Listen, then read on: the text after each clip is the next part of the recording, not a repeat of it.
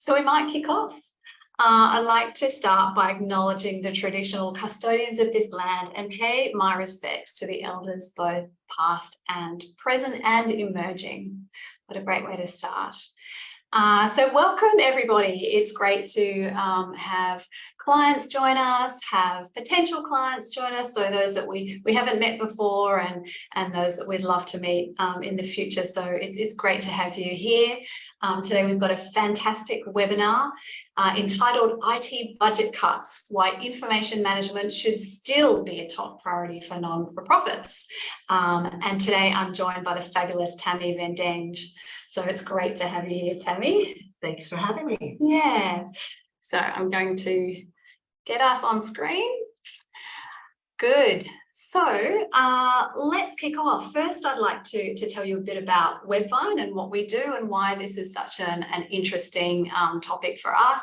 So we're Microsoft 365 consultants. We specialize in SharePoint and we're particularly interested in helping our clients solve problems around their information management, automating processes, and of course, creating beautiful intranets for them to make their employees much more engaged and efficient. And so that's what we do. And I'd like to introduce Tammy. So welcome again, Tammy. So Tammy's got a really varied and engaging past, particularly with non-for-profits. 25 years ago, a client asked Tammy to help them set up a new charity to support military veteran organisations. And since then, Tammy has remained heavily involved in the non-profit sector while concurrently working in IT. Tammy started 2 non-for-profits. She's been on the board or advisory committee for 6, has facilitated many strategic planning sessions for others, and most recently was a CEO of a charity. And today, Tammy helps non-profits with strategic decisions around IT investments. And you're in hot demand for that because that's a big challenge that's being faced. So welcome. Thank you, Holly. Thank you. It's it's a very weird background, but somehow I've landed in this space, and I love helping not-for-profits, and especially around IT investments. It's hot on everyone's agenda at the moment. Yeah. What we always love to do when we start our webinars is to launch a poll. We'd love to hear about you and about what's going on in your considerations. So I'm just launching a poll now. And the question is, what is currently your greatest challenge in the IT space? We've got a couple of answers there. And so we can see the responses are legacy platforms hampering progress, cybersecurity risk, sufficient information for effective decision-making, hiring and retaining tech staff, insufficient budget to meet user requirements. So please do launch your responses to the poll. Thank you for those of you that have already done so. Are there any more takers for the poll? And actually, whilst we're doing this, I might also mention we do have a section for Q&A at the end. So if you do have some questions that pop up along the way, please do put them in the Q&A and we can definitely try and answer them at the end. Okay, great. So what we can see, this is unusual because usually there's a clear leader, but for these results, we can see that the greatest response is actually, it's a tie between legacy platforms hampering progress and insufficient budget to meet user requirements. So we thought it was going to be cybersecurity. Well, interesting. Cybersecurity is kind of behind the scenes until you have a problem. Yeah. And then it becomes an emergency. So yes. Depending on who's joining us today, I don't know what their role is. Yes. I can see why that's not top of mind. For boards and directors, that's definitely top of mind right now. Information to make good decisions is also usually part of the executive team. That they're really talking about the fact they don't have the information they need. But for those people that may be in this conversation today, it's really interesting because those two actually go together, right? So you have legacy platforms that need to be upgraded, but you don't have the budget to do that. And I can understand why you in particular are joining us today, because that's what we're going to talk about, right? Yeah, that's fantastic. Great. Well, thank you so much for giving us your input. That will really help us shape this discussion. Yeah. Sure. And you know, it's interesting because one of the things that I wanted to talk with you about, Tammy, was, you know, what approach should nonprofits take when there are so many competing investment needs? So how should they think about those decisions and you know, what should be their consideration process? Yeah, well, when you talk about the aging platforms that a lot of you mentioned in that poll, we start to have over time what we call a technical debt. It's not the original use of that term, but I think it's really appropriate in the sense where a lot of not-for-profits will reduce their operating costs, and IT is no exception to that, and fail to invest on an annual basis to the point that you got to make a major investment at some point. I'll give you a good example, not from one of my clients, but when I used to be the CEO of RSPCA ACT. And when I first got there, there was a lot of technical debt, like they just hadn't invested in so long. And one of the things that was really obvious is that we had a PBX, a phone system sitting on a box, basically a desktop computer. And for some reason, they put it in the vet clinic. And for some reason, it was right underneath the X-ray machine. And so as you can imagine, over time, everybody kind of forgot about it because it was covered with hair. It became like part of the landscape. And our IT service provider was actually really excellent and kind of helped me identify the list of priorities. And as a CEO, it was my job to find the money. It wasn't to solve the IT problem per se, but it was to find the money. And that one was kind of like every day was like, just give me a little bit more time to find the cash. You know? So that technical debt would have meant that if that system failed over because it wasn't serviceable by except for one person anymore, it could not be replaced quickly. If we had to find the money, everybody always finds the money if they have to. But the reality is that we wouldn't have had phone service for who knows how long. So at some point I had to replace it. And so that was an investment priority for us. And that's the way that organizations have to look at it. I was speaking at a conference yesterday, and I was talking to someone in particular about the same problem. And one of the things that I mentioned to them, I said, look, if you don't have the cash now, you need to set up a separate account for a future fund. Because one day, and it could be tomorrow, it could be 2 years from now, you're going to have to replace one of these systems that you haven't done anything with. And it's going to be an emergency then. So maybe you don't know which one you need to pay for now, but you will have to eventually do that. It's not a choice. And so rather than waiting, do it now. Set up that fund, set up a separate account, make sure your board is obviously supporting that process to say that it's no longer going just for our mission, but it's for the future infrastructure needs that we know we'll have to repay at some point. Because when you get into that like it's different planning for an investment to when you're in actual crisis and you're all of a sudden needing to replace something straight away. You know, it puts you under so much more pressure. You don't have the time to make a proper informed decision. So it's you know, planning is just so crucial for these types of things. And you have to take it away from a program that you've already budgeted for. You know, so maybe it might be an employee salary that you got to take away. It may be, you know, some sort of really crucial crucial program that you can no longer fund. So you don't want to be in that position. You need a plan to do these upgrades over time. If you don't have the cash now, just set aside a different bank account for the future. And so in terms of so when you've made these investment decisions, how do you then get buy-in from the stakeholder group that's actually going to be implementing them and the teams that are going to be doing the hard work to implement them? How have you worked with nonprofits in that way? And what have you seen that's been successful for that? The reality is, I think most staff already feel the pain. They're the ones that are dealing with manual processes. They're the ones dealing with unhappy stakeholders because it's hard to work with them. They're the ones who do significant administration work rather than working on their mission, are dealing with their stakeholders, whether it be members or people that they provide services to. And so they know it's painful now and they're ready for change. I think the harder question is how do you get the board across the line? And for me, part of my job is to actually provide that in a document that is very visible of how much pain it's causing. Whether it be, like I said, manual processes, it could be also the fact that they're not generating as much revenue as they could because of the fact that they're spending so much time on admin stuff that they can't redirect their resources towards more useful purposes. So yeah, this part of the process is actually bring them along the journey, making sure the board actually understands that pain.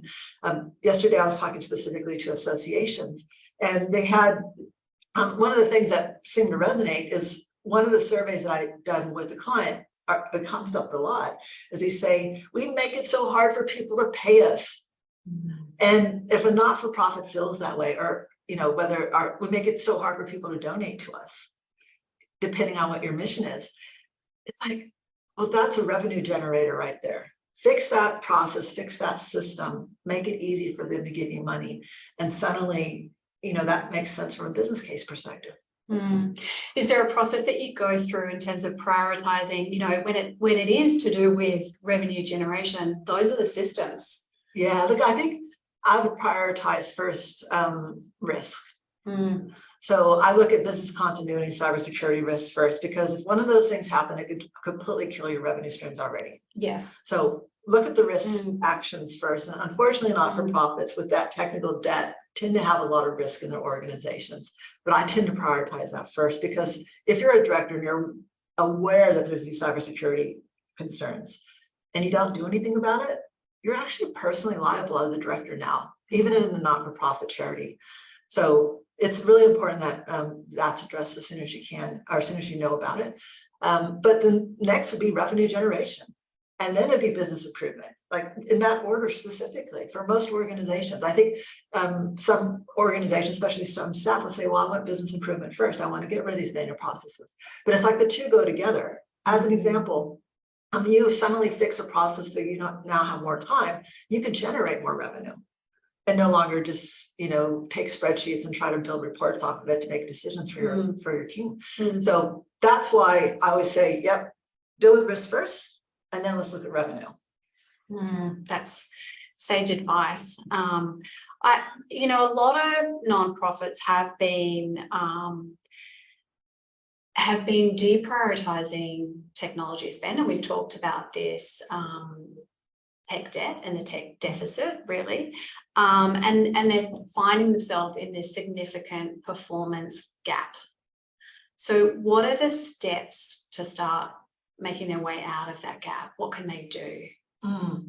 Well, I think that one of the biggest things is to start thinking about leveraging what you might already have. A good example is actually in your expertise around Microsoft is a lot of organizations don't realize the fact that Microsoft actually does a lot more than it used to do. It's not just an office suite with Word and PowerPoint and Excel. It actually has a lot of functionality and you already have the licenses. So if you already have these licenses, and now you can actually do things like security administration, you can actually reduce your IT requirements for deploying new software. You can keep track of your assets, such as computers and phones and things like that. There's so much you can do within the Microsoft suite that you're already paying for, and SharePoint is no exception to that. So I feel like, first of all, look at what you have and see if you're underutilizing those licenses now, because things have changed. They've really changed. And it's really hard to keep up with them as well, because the change is continual. There's constantly an evolving suite of what's being offered, and what you could do in SharePoint before is now much more expanded in what you can do now, and so it can take on a layer and serve a lot more purposes now. So sure. I mean, just if you you probably haven't, but your IT guys have probably gone on the back end of Defender, and I know every time I go in there, things have been renamed and things have been changed in terms of where the location is. It's like every single time. So that's how fast it's moving. It's not just a quarterly release. It is actually a constant change. Keeping up. Let's move on to a bit of a discussion around Microsoft, one of the topics dear to my heart and to my clients' heart as well. So, we have seen this ongoing real extension of the capability of the Microsoft platform, and it does make Microsoft is making a very compelling case to come and do everything with Microsoft. You know, we can, you know, do your Office stuff, we can do your security. We've got Azure, we've got, you know, cloud services and SharePoint. So, you know, you can do so much with Microsoft. Have you noticed a trend for organizations to take advantage of that integrated package of suites, or have you seen more of a trend to pick and choose best of breed applications? What are you seeing in that space, and what are organizations valuing in those perspectives? Yeah, it's really interesting because a lot of not-for-profits don't have IT teams internally. So that they're depending on their outsourced provider to provide them with that kind of advice. And oftentimes that organization that's not in their interest to think about your licensing cost. So I've seen organizations with internal IT teams that are suddenly saying, well, we got to move this into the cloud. Let's look at you know, Amazon, or let's look at Google Cloud. And I'm just looking at them going, okay, you have like 3 IT people on the team. None of them have been trained in Microsoft. You're already paying for all these Microsoft licenses. You have a $20,000 investment in another security platform as well, and you haven't been trained on that either. Why don't you just consolidate it all into Microsoft, and then you get to train up that team in Microsoft? Like, that makes more sense to me. It's also cheaper in the long term to do it that way, and you don't have to learn anything new. You just stay and get really trained up on the Microsoft stack. So I don't think that enough organizations are actually thinking about that from that perspective, including from a document management, you know, that they're considering alternative tools. And part of that is because they're getting advice from their service providers that are really break-fix people. You know, the computer breaks, it doesn't work. Okay, I'll fix it. You know, like, that's what they do. They're not strategists. They're not good people to help make these decisions for you. And they're not currently usually not looking after you from a licensing perspective either. So I would say if you're using Microsoft now, then it's really worth your time to see what the capability and functionality is within your current licenses. You know, like Power BI is available, the Power App platform is available. I mean, all those things are already available as part of your licensing. Why pay more? It's interesting because in personal lives, though, we're very confident with taking on new apps and subscribing to different apps and integrating those. So it's quite a different experience, you know, for a person in their personal life to, you know, the complexity of and the enterprise level. Yeah, I mean, you see it like in big companies like banks and stuff. They want to mitigate any risk of depending on an individual's provider, and so they'll put their backup in an Amazon cloud, and they'll put their primary servers in a maybe Azure or something else. But that is big business, you know. Not for profits, every penny counts, and if you really want to reduce your overall operating cost around IT, think about what you have. That's the best way to do it from a technology perspective. That's great. That's good insights. So I want to. Do you have some questions? I do. So I work obviously with a lot of Microsoft. I call Microsoft shops. So not only are they like heavy Microsoft users, they might have databases and systems that they use that are Microsoft as well. And SharePoint in particular has been a hot topic lately. Yeah, it's been like a emergence. We're saying SharePoint's now sexy again. It is. Like, for a long time, I'm just like, yeah, it's just kind of like a hard to, you know, it's just another file cabinet, right? Yeah. But it's not anymore. Let's talk about what are some of the major changes that have happened with SharePoint now. Yeah.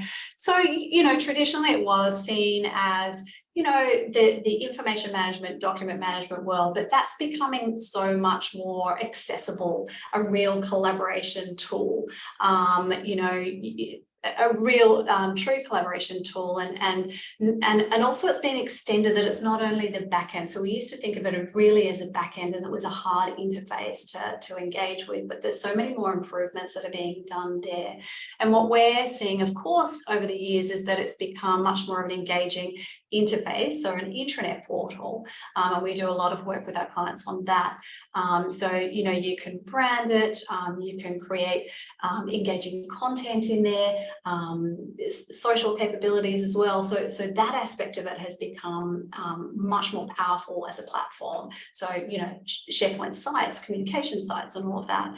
And now it's become such a powerful engine to support other Microsoft capabilities. So it sits behind Teams, and Teams can be an incredible interface into SharePoint. So Teams has become the thing that we needed to have during COVID and with remote work, and now so much is done through Teams, and you can actually engage with SharePoint through Teams, whether it's creating sites or, of course, as I said, Teams is the interface into the back end, which is SharePoint. So it's this incredibly powerful and vast tool, which is not only your back end information repository, but also a doorway into your organization. So, it's become quite an incredible capability. And it is getting a lot more facelifting. There's been some announcements this year that have really started to uplift it. Yeah, so it's really interesting. I have a client now who has an intranet. Yes. And it's a repository of all the policies, procedures, and things, so people can find that information. Except they can't. Yes. They can't find that information. and we're when I did a survey with this massive charity, they had identified the internet as their most hated system out of like 100 systems because they just could never find what they needed. Are you finding people using it in that capacity, or are you seeing it being used in different ways? Like, what's best practice these days? Yeah, and look, there are a lot of stories, and we do meet a lot of heartbroken intranet managers because, it's one thing, you can have this fabulous technology, but if you're not using it correctly, or if you haven't set it up correctly, then it's never going to work. And so, best practice is really around having a very clear vision for what the platform's going to do. There are some nonprofits that we work with that really want this to be an engaging portal for their staff. It's meant to be a platform that really supports and engages their staff. Some use it as a document management repository purely, and a doorway into that. So there are lots of different ways to use it. So for us, we really advise around, setting a clear vision around what you want to achieve. And once you've got that, then it's very clear what needs to follow. Information architecture is crucial, as always, so that dictates your design and how you're going to lay it out. Search is vital always, and getting the right search straight away, and that's also supported by the governance of the platform as well. Who gets to see what, who's going to maintain what, who are going to be owners of the content and the site. All of that's so necessary. So those are their core components that are continue to be vital for any intranet. So that's what we really see. In particular for non-profits, vision-led organizations, and the vision is what attracts employees to work for a non-profit. When there might be bigger salaries somewhere else, they want to come and work because they really believe in the mission. So, something that's really important for non-profits is to keep that connection with the vision. So that's where an intranet can really support that and keep that vision alive in their staff. So we see a lot of focus on that with intranets, really trying to support that and keep that fire alive. The other area is, of course, collaboration with external parties, whether they be donors or volunteers or other stakeholders. And you can actually do that with the platform. You can provide limited access to certain areas of the platform. And that's a really compelling and necessary a capability that the platform offers. And so we do see nonprofits taking advantage of that. And that's great. Yeah, good point, because I think, we forget that in not-for-profits, there's a huge non-paid workforce. Yes. And volunteers often far exceed the number of staff members that they may have. So being able to have access to information in a safe and secure way without having to provide authentication is always going to be something that these organizations are looking for. And also you brought up with SharePoint, I deal with a lot of clients, and that's just changed recently. It used to be so painful to collaborate via a client's SharePoint site for me to share documents back and forth, or the other way around. And now it is so much simpler than it used to be. I know, thank goodness. And the wrapper, the security layer as well, because all of that information sharing is becoming much more governed by security requirements. But do you want to talk about that? Because I know that there's a lot of stuff going on the roadmap right now. Yeah. And security is such a high priority for any organization.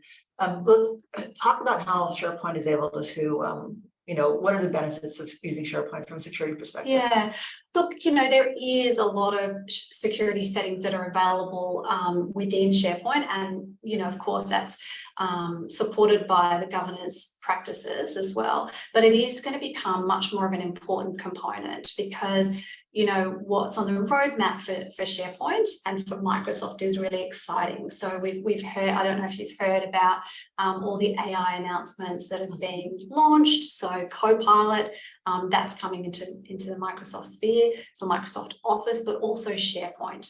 So what that's going to mean is that to enable this AI to be powerful, it needs to access all of your data, all of the data on the Microsoft graph. So it's very exciting, because it will be able to access that data and make your queries and your use of the capability meaningful. But it also means that it will be pulling up data that you may not know that you had access to. So making sure that your employees and your people, it's clear who has access to what becomes much more important than ever before. So I think sometimes in the past, we've gotten away with the fact that we don't know that we've had access to a particular file. So we haven't been using it. We don't know we've got access to it. And that's our security layer. But that's not going to cut it anymore.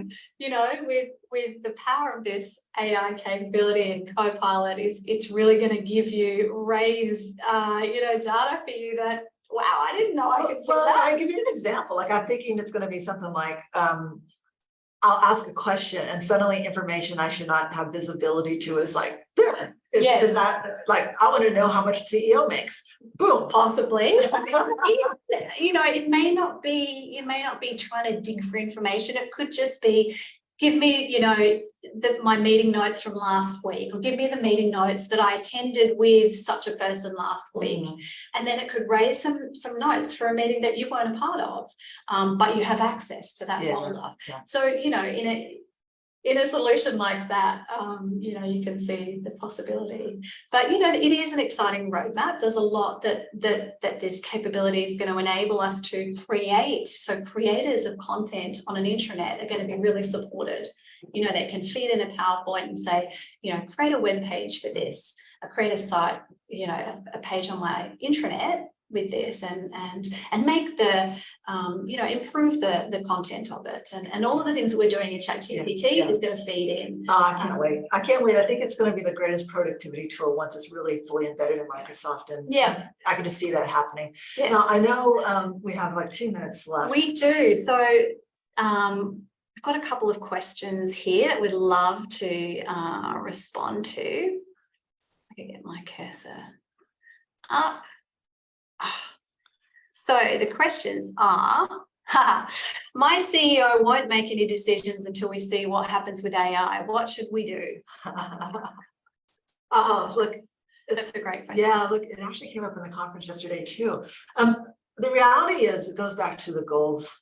What are your strategic goals? And maybe AI can enable that in the future. I mean, if you're not using AI right now, it would be very unusual. I think like ChatGPT is just so easy. I was just telling someone yesterday, you want to do a customer journey, just tell it to provide it with really detailed prompts, and it can actually help you write those emails, that you're going to put into your campaign monitor or MailChimp or anything like that. You can actually just get it a prompt. So from a productivity point of view, I think it will save you time, but it doesn't mean it's going to change your strategy. It might enable a strategy, but it's not going to change your strategy. So I would have the conversation about, will this actually impact the strategy, and then go from there. And are you seeing a lot of nonprofits utilizing particular AI tools? Look, staff are using it, in terms of chat GPT? Yeah, chat GPT, you know, some of the graphic designers are playing around with some tools. The reality is that I get nervous sometimes when I hear about the way people are using it, because they could be putting highly sensitive information into a very public database that is going to be using that information again. So just be careful what you do right now. Once it's in Office and Microsoft, it's going to be contained within your environment, and then it's a lot safer to use. So if you're going to use it now, you know, don't share anything that you don't want your competitor or your boss finding out you actually put in there. No, I'm looking forward to it being into Office. One quick last question. What's the biggest mistake you see nonprofits making with their digital transformation? Under budgeting the internal cost of implementation. That's the number one problem I see. The internal cost. The internal cost. So they have a quote from the vendor. They figure it's going to cost that amount of money. They might put some contingency on it, but they actually haven't added an internal project manager. They haven't considered the time it's going to take from staff to support it. And so they haven't backfilled staff at all. So you're burning out staff because they're trying to do both. It ends up taking twice as long. So you end up paying twice as much because the vendor has a project manager waiting around for them to answer questions. So yeah, that's the number one problem I see, is that people do not adequately budget internal costs. We certainly see that from the vendor point of view.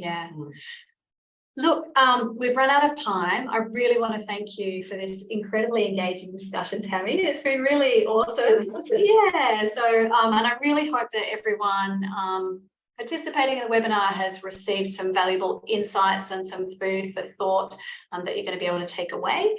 So thank you, and see you again. Thanks.